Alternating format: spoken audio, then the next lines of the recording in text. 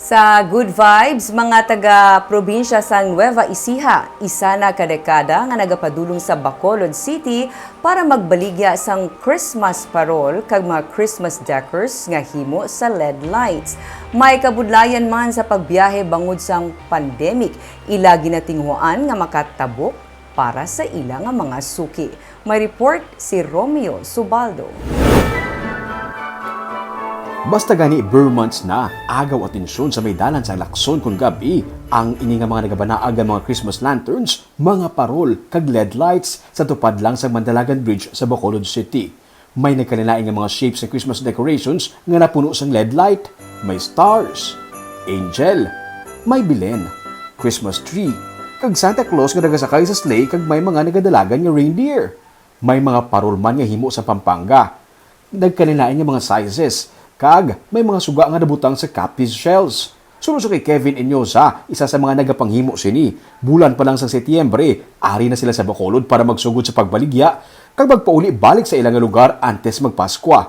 Mga isa na kadekada ini nila nga ginahimo. Mabudlay kuno ang pagbiyahe via Roro vessel halin sa Luzon pakadto sa Negros bangod kadamo sa mga dokumento nga dapat ipreparar bangod sa pandemic. Nung nag-travel po kami, nung 20 na po kami dito nung October 20.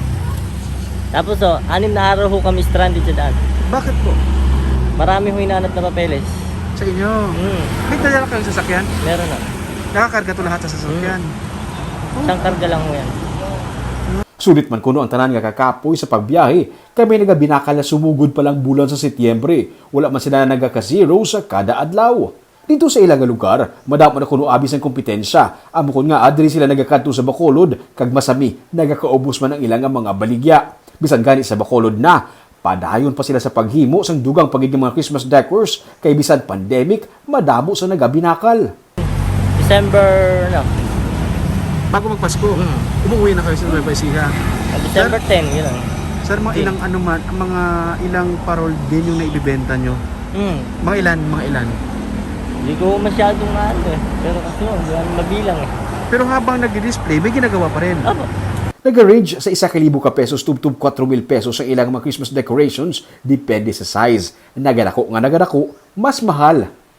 Maswerte man kuno kay kada pagkadto nila sa Bacolod, bakante man ang iniga lugar nga ila ginarentahan. Gani, nakahibalo na ang ilang mga customer kung diin sila makitaan. Ang skills sa paghimo sini, natun-an man lang ni Kevin sa ilang katupad balay, kag sang ulihi, naginegosyo na nila. Nahang panyaman nga may mga local producers man sang parol, pero nalipay siya kay may nanamian sa gihapon sang ilang mga produkto.